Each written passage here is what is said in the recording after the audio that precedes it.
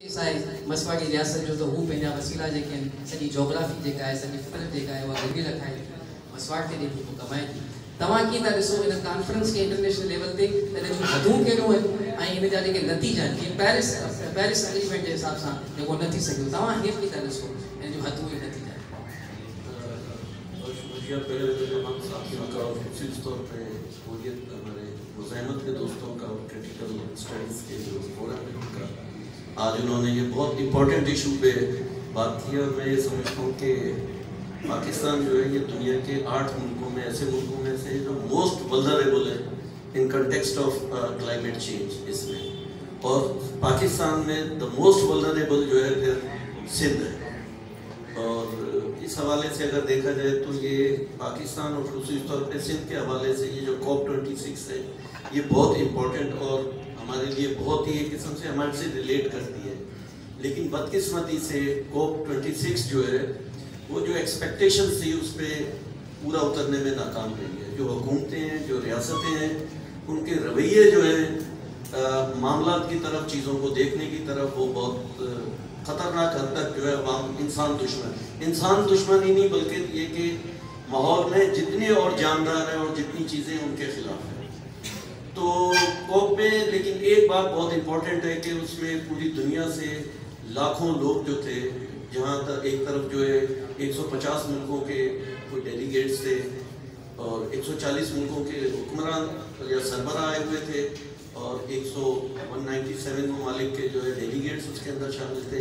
लेकिन इसमें most important बात ये थी कि इसमें कुल 30,000 से ज़्यादा डेलीगेट्स जो थे वो ट्रेड यूनियन, इंसानी हकूक़ की तंजीमें, left oriented organisation, political organisation, समाजी तंजीमें, कैंपेन ऑर्गेनाइजेशन, ये लोग पूरी कुव्वत के साथ वहाँ मौजूद थे और उन्होंने वहाँ पे बात रखी। लेकिन ये कि ये सारा इसमें 3-4 चीज़ें बहुत इंपॉर्टेंट थी। उस तौर पे 3 चीज़ें। एक पहला ये कि इसकी जो मिशन, जैसे आप ये बता रहे हो कि कार्बन के अखराज के ऊपर इसको कैसे रोका जाए, दूसरा इसकी फाइनेंस का इशूज़, और तीसरा कार्बन मार्केट।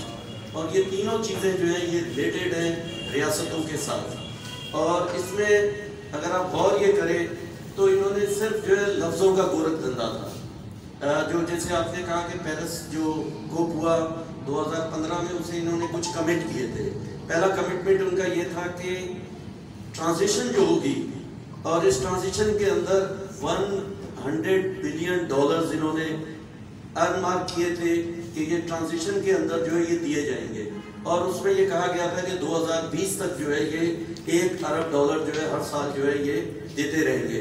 लेकिन 2021 के अंदर ये कॉन्फ्रेंस हुई है, वो $100 बिलियन जो है वहाँ मौजूद नहीं थे। अब वो जब हमने सब प्लेनरीज में उसमें शिरकत की, ये सब आए हुए थे, बड़े बड़े लोग भी आए हुए थे, तो इन्होंने कहा ठीक है वो यार हमने नहीं किया, लेकिन अब हम 2025 में ये हर साल जो है 100 बिलियन देंगे। लेकिन कहा गया कि अच्छा ये जो 100 बिलियन है इसमें फ्रेजिस किया गया है, रीफ्रेजिस किया गया, और इस बात को जिसको हम कहते हैं कि लफ्ज़ों का गोरख धंधा है। और उसमें कहा गया कि हमने ये पैसे जो आपको इस मदद की उस मद में दिए हैं, वो जो ग्रांट आपको दे रहे हैं, ये सब उसके अंदर शामिल होगा। तो $1 बिलियन, $100 बिलियन अभी तक मौजूद नहीं है। लेकिन जो कमिट भी किया गया है उसमें भी उन्होंने कहा कि इसके अंदर ग्रांट शामिल होंगी, इसके अंदर और बहुत सारी बातें उन्होंने उसके अंदर रखी हैं। तो एक तो ये बात उन्होंने, मैं ये समझता हूँ जो $100 बिलियन जो उन्होंने रखे हैं वो ना होने के बराबर है। आप ये गौर करें कि दुनिया में इस वक्त जो है एक साल में 2000 बिलियन $2 ट्रिलियन जो है सिर्फ मिलिट्री पे खर्चात होते हैं। इसी तरीके से तकरीबन 6,000 बिलियन जो है ये सब्सिडी दी जाती है फॉसिल फ्यूल्स को, जो गैसेस आप निकालते हैं, आप जो कोल निकालते हैं उसको दिया जाता है। लेकिन बचाने के लिए इंसान के या इंसानी से इर्द गिर्द जो पूरा माहौल है, जिसके अंदर आपका फौना फ्लोरा है, आपके परिंदे हैं, आपकी जानदार है, आपकी जो इकोलॉजी है, उसको बचाने के लिए ऐसे वक्त में जब ये बिल्कुल खतरनाक हद पे पहुंच गई हुई है, उसको बचाने के लिए आप $100 बिलियन आपने रखे और 2015 में कमिट किया है। और आज जो है उसको आज 6-7 साल हो गए, लेकिन उसके $1 भी आपने उसके अंदर निकाला। और इस मरतबा भी जो बात हुई है वहाँ पर یہ کہا گیا کہ پہلے یہ بات کی جاتی تھی 10 سال پہلے ایک بات رکھی گئی تھی جو پروگریسو لیفٹ اورینٹڈ پرو پیپل اور جو گرین اکانومی کی بات کرتے تھے اینٹی کیپٹلسٹ جو تھے ان میں، اور اس بات کو ایکسیپٹ کیا گیا تھا. وہ کہا یہ گیا تھا کہ یہ اتنا پیسہ ہے، اتنا ہم رکھ رہے ہیں، اب چائنا کی ذمہ داری یہ ہے، امریکہ کی ذمہ داری یہ ہے، برطانیہ کی ہے، یورپین یونین کی ہے، باقی ملکوں کی یہ ذمہ داری ہے، آپ نے یہ کام کرنے. اب یہ کہا گیا اس کے بعد اس کو بالکل الٹا کر دیا گیا. اب یہ کہا گیا، پوچھا جا رہا ہے کہ آپ بتائیں آپ نے کیا کرنا ہے. اس کے لیے وہ ایک جو ہے این ڈی سی بنا دیا کہ وہ نیشنل کنٹریبیوشن، یہ کہا گیا آپ بتائیں. اب حالت یہ تھی کہ اس کوپ کے اندر صرف 40 ایسے ملک تھے جنہوں نے آپ اپنے ملک کا، جس کو نیشنل ایکشن پلان ہے، وہ دیا، اور وہ سارے لوگ جو ہے وہ پہلے ہی ایک پوزیشن لے کے وہاں پہ آئے. اور وہ جو جس طرح کوپ جو کہا جاتا ہے یہ کانفرنس آف پارٹیز ہے، یہ کہ یہ پارٹیز وہ اسٹیٹس ہیں. اب اسٹیٹ جو ہیں وہ ٹرولی پیپلز ریپرزنٹیٹیو نہیں ہیں، وہ ٹرولی کارپوریٹ جو کلچر ہے، کارپوریٹ جو کیپٹل ہے، وہ بنیادی طور پہ اس کی نمائندہ ہے.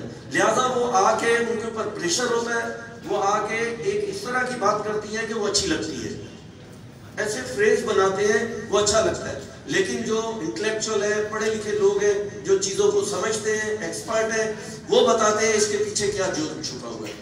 لہٰذا وہ آ کے صرف 40 ملکوں نے پلان دیا، اور جو پلینریز کے اندر ڈسکشن ہوئی، کہا گیا کہ ان ڈسکشنز کے نتیجے میں کوئی رزلٹ نکالا جائے گا. اس میں ساری جو حکومتوں کے، ریاستوں کے نمائندے آئے، وہ پہلے سے ہی ایک اسٹینڈ، ایک پوزیشن کے ساتھ آئے. اگر ان کو کوئی بات اچھی بھی لگی اور وہ ریٹیفائی، کچھ کو پیچھے ہٹنے کی ضرورت پیش آئی اپنے اسٹینڈ سے، تو وہ ہٹ نہیں سکتے تھے، اس لیے کہ وہ ایک اسٹیٹڈ پوزیشن کے ساتھ وہاں آئے ہیں. لہٰذا جو یہ اس کا جو اعلانیہ جاری ہوا، اس کی جو بات کی گئی، میں یہ سمجھتا ہوں کہ یہ سارے اس گلوب کے ساتھ، گلوب پہ رہنے والوں کے ساتھ ایک مذاق تھا. اب یہ ایک بات انہوں نے کی، نیٹ زیرو. بہت ڈفرنس ہے نیٹ زیرو میں اور زیرو میں. نیٹ زیرو کی کیلکولیشن ہی بالکل ڈفرنٹ ہے.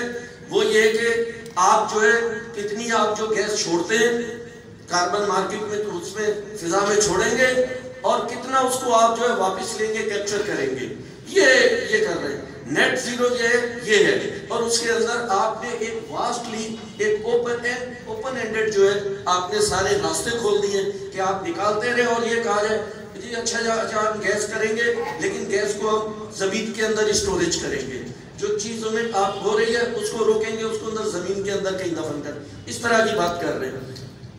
زیرو کا مطلب یہ ہے کہ آپ نے فوسل فیول جو ہے نہیں استعمال کرنا. پہلے انہوں نے کہا کہ ہم جو ہے ملکوں نے کمٹ کیا 2030 تک جو ہے ہم یہ سارا یہ کام کریں گے. اب یہ کہہ رہے ہیں 2050 تک ہم اس کو لے کے جائیں گے. تو مجھے یہ نہیں لگتا کہ یہ سب کچھ ہوگا. اس لیے جب کوپ کے اندر جو لوگ آئے ہوئے تھے، وہاں تقریباً پہلے ایک جو ڈیمانسٹریشن ہوا وہ میرا خیال 6 تاریخ کو ہوا، اس میں 50,000 سے زیادہ نوجوان اس کے اندر موجود تھے، youth all over the world. اور وہ کہہ رہے تھے یہ ٹرانزیشن جو ہے یہ جسٹ ہونی چاہیے. اگر ٹرانزیشن جو ہے جسٹ نہیں ہے، اور climate change is a system change, اگر اس کو سسٹم کی تبدیلی کے ساتھ نہیں جوڑتے اور یہ جسٹ نہیں ہے تو از اے جسٹ گارڈننگ، کہ آپ باغبانی صرف کر رہے ہیں. اگر اس کے ساتھ جو آپ جو کیپٹلزم کا اٹیک ہے، ایکو سوشلزم کی اگر آپ بات نہیں کرتے، ڈسٹریبیوشن کی بات نہیں کرتے، ویلتھ کی، تو یہ جو ہے یہ سارا مذاق ہے. 50,000 سے زیادہ نوجوان، میں نے اپنی زندگی میں 40 سال کی پولیٹیکل لائف میں اتنے وائبرنٹ اور اتنا فوکس لوگ میں نے نہیں دیکھے. پوری دنیا سے، تمام گلوب سے لوگ آئے ہوئے تھے. پھر اس کے بعد جو ہے جو بڑا اجتماع ہوا وہ تقریباً 1 لاکھ سے زیادہ، 1 لاکھ سے زیادہ لوگ تھے. اس دن ٹیمپریچر مائنس تھا، بارش ہو رہی تھی اور سخت تیز ہوا چل رہی تھی. میں نے جو چھتری لی ہوئی تھی اس کی جو رب تھی، اتنی تیز بارش تھی، سردی، کہ وہ رب ساری ٹوٹ گئی. لیکن اس کے باوجود میرے پاس ویڈیوز ہیں بچوں کے ساتھ. ایک خاتون میرے آئی، اس کے ساتھ اس کا بچہ تھا. وہ بچہ، میں نے اس سے پوچھا یہ کتنے سال کا ہے؟ اس نے بولا سال کا نہیں ہے، یہ 4 مہینے کا ہے. میں نے کہا اس کو کہہ رہے میں اس لیے لے کے آئی ہوں کہ میں یہ چاہتی ہوں کہ اس کے لیے جو ہے جو ماحول میں دیکھ رہی ہوں اس کو وہ ماحول نہیں ملا. تو لوگ تھے اس میں مطلب لوگ تھے ٹرانسجینڈر تھے, LGBT سے تعلق رکھنے والے تھے, ٹریڈ یونین سے تھے, اس میں پولیٹیکل ایکٹیوسٹ تھے, اس میں فار لیفٹ تھا, اس میں سوشل ڈیموکریٹ تھے, اس میں گرین تھے.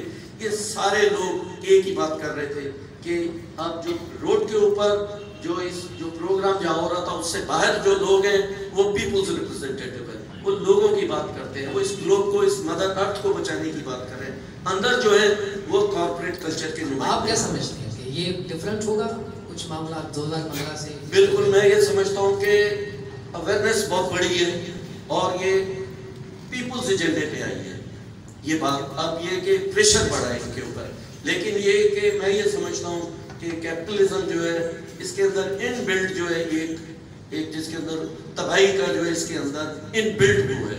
اس کے خلاف یہ لڑائی بنیادی طور پہ جو کیپٹلسٹ موڈ آف پروڈکشن ہے اور جو ویلتھ کی ڈسٹریبیوشن کے طریقہ کار ہے, یہ اس کے خلاف بنیادی طور پہ یہ لڑائی جڑی ہوئی ہے یہ اس کے ساتھ. اس لیے کہ جب آپ وہ کیپٹلسٹ ملک جو انڈسٹریلائز ہیں وہ سب سے زیادہ ذمہ دار ہیں اس کام کے, جو کاربن کی ایمیشن ہے اس کے سب سے زیادہ تھے. اگر گلیشیئر پگھل رہے ہیں, ہمارے پانی جو ہے یہ بہت زیادہ بہہ رہا ہے نکل کے اور وہ کسی استعمال میں بھی نہیں آ رہا, گلیشیئرز پگھل رہے ہیں, آپ کے جو ہے لینڈ سلائڈنگ ہو رہی ہے. سندھ کے اندر آپ یہ دیکھیں کیا ہو رہا ہے, تھر کول کا جو بہت بڑا ایشو ہے, چائنا آ کے یہاں جو کچھ کر رہا ہے, یہاں کی جو ٹوپوگرافی آپ چینج کر رہے ہیں, یہ صرف تھر کے لوگوں کا ہی نہیں. میں ابھی ایک بات ختم کرتا ہوں کہ وہاں ایمیزون کے اندر وہاں بات یہ ہو رہی تھی کہ انہوں نے $1 بلین جو ہے انہوں نے رکھے ایمیزون کے لیے, اور $300 بلین جو ہیں وہ یہ کہہ رہے ہیں ہم اٹریکٹ کریں گے فورن کمپنیز کو کہ وہ ایمیزون کے اندر آئیں, لیکن ایمیزون کے لیے کام کریں اور ان کی ڈیفارسٹریشن کو روکیں.